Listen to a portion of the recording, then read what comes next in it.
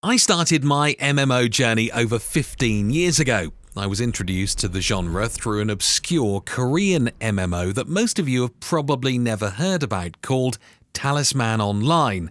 It's still alive, by the way. Throughout the years, I've delved into numerous MMORPGs, including World of Warcraft, Ion, Perfect World, Final Fantasy XIV, Runes of Magic, and Arcade, to name just a few.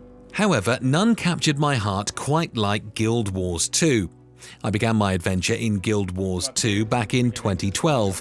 As MMOs continually emerge and fade, we often heard about new releases such as Terra, The Secret World, and Firefall. Meanwhile, long-standing titans like World of Warcraft launched expansions, notably Mists of Pandaria, with two promising new MMOs that were on everyone's radar: EverQuest Next and Guild Wars 2. 15-year-old me's eyes were glued to the screen, itching for the next MMO to play. And boom, there was Guild Wars 2, a game I'd been hyped about since its teaser in 2009. Fast forward to August 28, 2012, the day it dropped. Eager as ever, I downloaded it. But guess what? My old as dirt potato PC with its Intel Pentium 4 couldn't handle it and crashed. Bummer, right? But hey, fast forward a few months, saved up a few bucks and bought a new PC. And the first game I downloaded on it? You guessed it, it was Guild Wars 2. Man, I played the hell out of that game. Fast forward 11 years, and guess what? I'm still at it. Sure, I took some breaks, had to breathe in the real world every once in a while, but every time, like clockwork, I found myself drawn back to the magical world of Tyria. Hello there, my name is Arahad. When people ask me about my most memorable gaming experiences, Guild Wars 2 always finds its way to the top of the list. From the moment I set foot into the world of Tyria, I was met with an environment teeming with life and lore. The massive trees of Caledon Forest, the icy landscapes of Wayfarer Foothills, and the bustling urban life of Divinity's Reach. Every zone had a story waiting to be discovered. But what really sets Guild Wars 2 apart is how the game feels so alive. The dynamic events aren't just about following a quest marker. It was a rallying cry for players to come together to defend a village from a centaur army, or to take down a rampaging world boss. The world changed based on our choices, and the impact was visible. That village that you didn't save from the centaur threat, well, it's got conquered. No 2 days in Tyria ever felt the same. In Guild Wars 2, you can choose from 5 distinct races: humans, Norn, Char, Azura, and Silveri.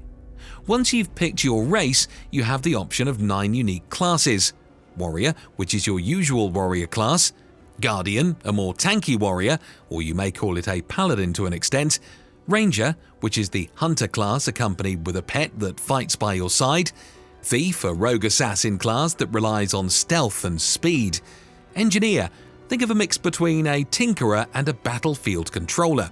They use gadgets, turrets, and toolkits. Necromancer, masters of the dark arts, they can summon undead minions and siphon the life force from enemies. Elementalist, powerful spellcasters that harness the elements. They can swap between fire, water, air, and earth attunements. The Mesmer, the most unique class in any MMO. Mesmers are illusionists that can bend reality. They can create clones and phantasms to confuse and distract enemies. If mind games are your thing, the Mesmer excels at them. And Revenant, a spiritual warrior tied to the echoes of Tyria's past. You can call it a mix of the warrior class and the thief to an extent. So you know how in most MMORPGs you're running around grabbing quests from random NPCs, and it's like, hey, kill 10 of these creatures and I'll give you a reward. Guild Wars 2 switches things up with its heart system. Instead of that old routine, as you wander around, you'll spot these yellow hearts on your map. It's all about getting involved with what's happening in that spot. Each heart represents a set of related tasks within a specific area, whether it's helping a farmer fend off pests, participating in local events, or gathering specific items.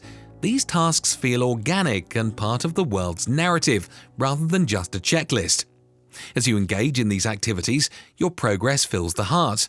Once filled, not only do you receive rewards, but you also get a sense of having contributed to that region's well-being, in addition to gaining access to unique items from the NPCs in the area.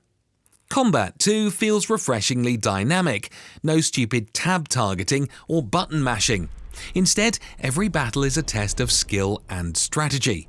Whether you preferred the brute force of the warrior, the arcane arts of the elementalist, or the stealthy strikes of the thief, each class has depth and versatility, and the freedom to swap weapons and skills on the fly, which makes endless experimentation, always refining and rediscovering one's playstyle. As time passed, my attachment to the game only grew stronger. The expansions, while excellent, were just icing on the cake. Each expansion introduces new regions, mechanics, and story arcs. They never try to redefine the core experience. They enrich it.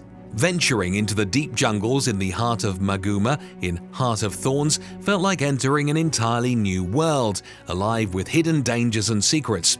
On the other hand, the vast expanse of the Crystal Desert in Path of Fire brought challenges of its own, from towering sand dunes to treacherous canyons to literally fighting a rogue god of war. Both locations felt so vastly different from the base game, yet perfectly in tune with the spirit of Tyria.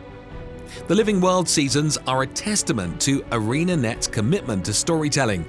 These episodic narratives took us on rollercoaster rides of emotion, from confronting ancient dragons to navigating through political conflicts. Every chapter added depth to the world of Tyria and its inhabitants, and to your player character. Crafting was another standout feature. It's not just a side activity, it's a detailed system that allows for true creativity. Hunting for rare materials, discovering hidden recipes, mining a rare type of ore, and finally crafting that legendary weapon felt genuinely rewarding. So, a major thing that sets Guild Wars 2 apart from many other MMORPGs is its horizontal progression system.